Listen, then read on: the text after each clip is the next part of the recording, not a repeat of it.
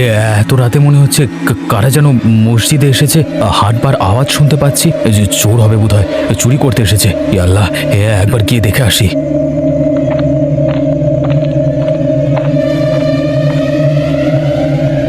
আল্লাহ, কে ওখানে? কে ওখানে? উত্তর দিন। আরে সাবধান, কে?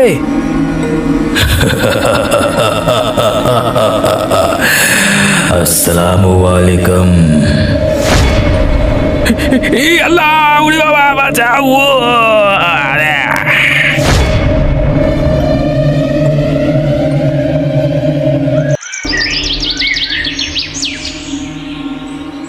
আরে বাপরে, এই ছেলেটা পড়ে আছে মাটিতে, মনে হচ্ছে অজ্ঞান হয়ে গেছে। এই যে শুনছো, তুমি ঠিক আছো? আরে চোখ খুলেছে, জ্ঞান ফিরছে বোধ হয়।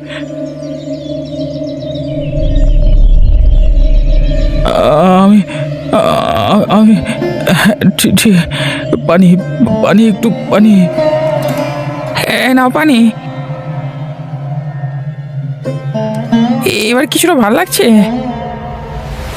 আগের থেকে অনেকটা ভালো লাগছে। এই ছেলে, তুমি কোথায় থাকো? এভাবে এখানে শুয়ে আছো কেন? চাচা, কালকের রাতে ওই, উফ বাবা, মাথায় উফ।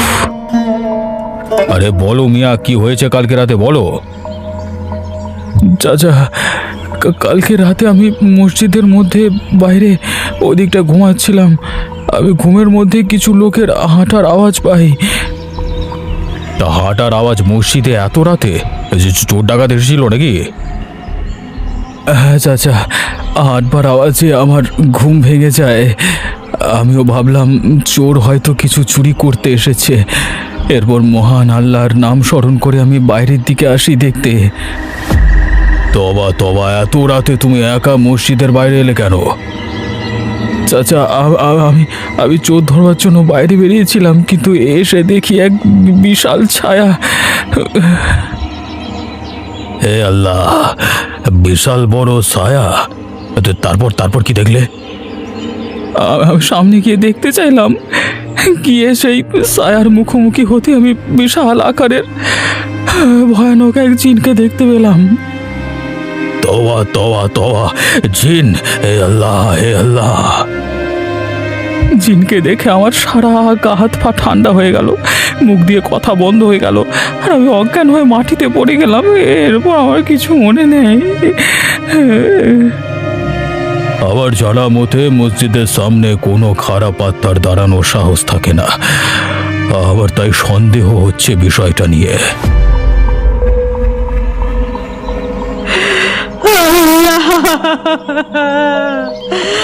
আমাকে তুমি কোন পাপের শাস্তি দিলা আল্লাহ? আমার সোহাগকে তুমি কেড়ে নিলে, আমার সব শেষ হয়ে গেল।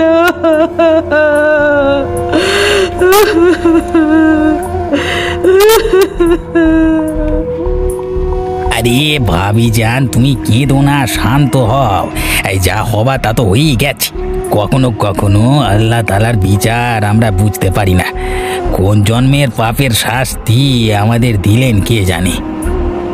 আমার সাইদুল মিয়া কত নেক মানুষ ছিলেন, দিনে 5 বার নামাজ আদা করতেন। ওর যেন জান্নাত নসিব হয় আল্লাহ। ভাইজান আর আমি সকালে একসাথে মসজিদে নামাজ আদায় করতে যেতাম, কিন্তু কি থেকে কি হয়ে গেল কিছুই বুঝতে পারছি না। আজকে তাই আমি আর নামাজ আদায় করতে যাইনি গো। মনটা হেভি খারাপ। এই রোজার মাস একসাথে ইফতার করতাম, সকাল থেকে আমাকে কতবার বলতো, বেগম খেজুর কিন্তু রেখো মনে করে। উনি খেজুর খেতে ভীষণ ভালোবাসতেন। আহারে, আল্লাহ কি কেহের দিল তোমার মাথার উপর এই রমজান মাসে। আমার মাথা থেকেও ভাইজানের ছায়া কেড়ে নিল। আল্লাহ, আল্লাহ, এ তোমার কেমন বিচার? আমাকে বলেছিল তোর চাচা আসছে, ঈদে আমাকে সোনার নাকের দুল দেবে। হায় হায় আল্লাহ, আমি আর পারি না সইতে, তুমি রহম করো হে পরওয়ারদিগার। বেচারা খালা, এই যে একটা গভীর রহস্য তুমি জানো না ভাবি। আরে ভাইয়া আর কোনো দিন তোমার কাছে আসবে না। ভাবি কি হয়ে গেল বলো তো?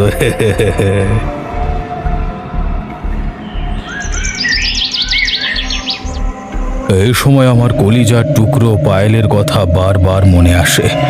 তখন মনটা বড় উদাস হয়ে যায়।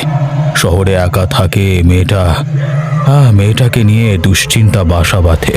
আল্লাহ আল্লাহ আমার পায়েলকে মেহফুজ রেখো।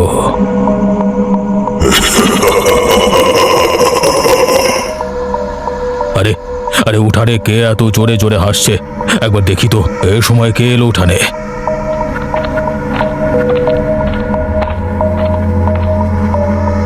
আরে উঠানের উপর কে দাঁড়িয়ে আছে? এই যে শুনছেন, কেউ আছেন? কে আপনি? দেখ তো ভালো করে, চিনতে পারিস কিনা। হে আল্লাহ, এ তো জিন। বাবা, ওরে বাবা। আলিমুদ্দিন, আমি শহীদুল। সালামু আলাইকুম। ভয় পেও না ভাইজান, আমি তোমার কাছে আমার দুঃখের কথা বলতে এসেছি। আল্লাহ রে, বাবা বাঁচাও বাবা। না না, আমাকে ছাড় রে বাবা, পালাই ওখান থেকে বাবা রে।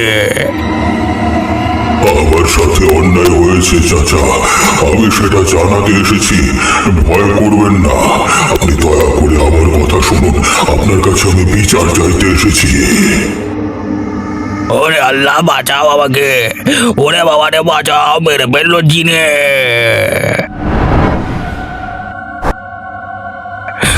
বাবা, আব্বু গো, কি বাঁচলাম। ও জান ফিরে পেলাম।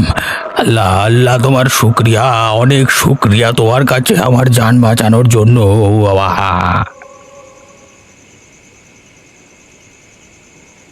এই হাসলে যে মিষ্টি করে টুম প্রেম ঝরে দু চোখ ভরে, এই টিঙ্কে টিকিরে টিঙ্কে টিকিরে।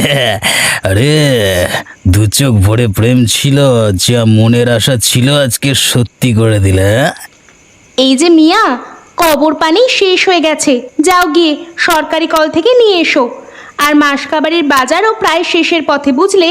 জমানো টাকা পয়সা সব প্রায় নেই বললেই চলে। তোর এসব কথা শুনে শুনে আমার কান পচে গেল। উফ, বাড়িতে একটু শান্তি পাওয়া যায় না? এই কোথায় একটু মন চাঙ্গা করবার জন্য গান গাইবো, সেটাও পারি না। এটা নেই ওটা নেই, জ্বালাতন। কাজের কথা বললেই তখন গায়ে ফোসকা পড়ে। কুঁড়ে কোথাকার!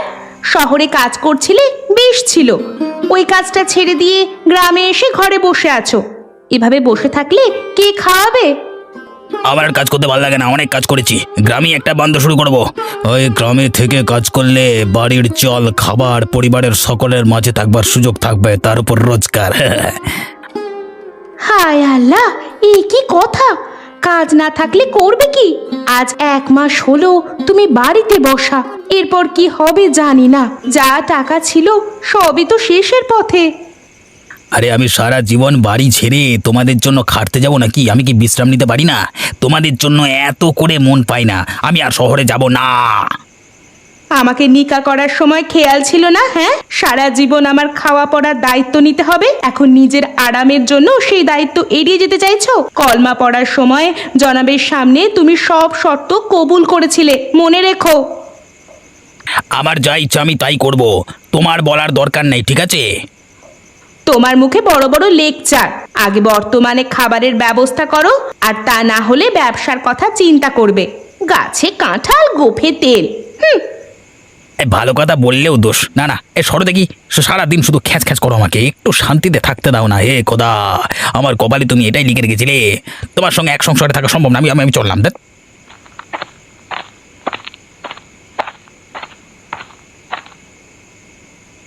কিছুক্ষণের মধ্যেই নামাজ পড়বার জন্য লোকজন এসে হাজির হবে মসজিদে। সব কাজগুলো সেরে ফেলি তাড়াতাড়ি। একা হাতে এত বড় মসজিদের কাজ সামলানো বড় কঠিন।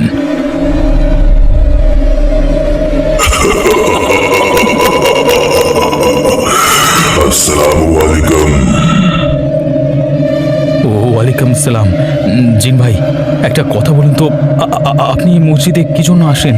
এখানে লোকেরা নামাজ আদায় করতে আসেন, আপনি এসে লোকেদের ভয় দেখাবেন না। চলে যান, চলে যান। ভাইয়া, আমিও তো নামাজ আদায় করতে আসি। এই মসজিদে প্রত্যেক রাতে আমাকে আসতে হয়।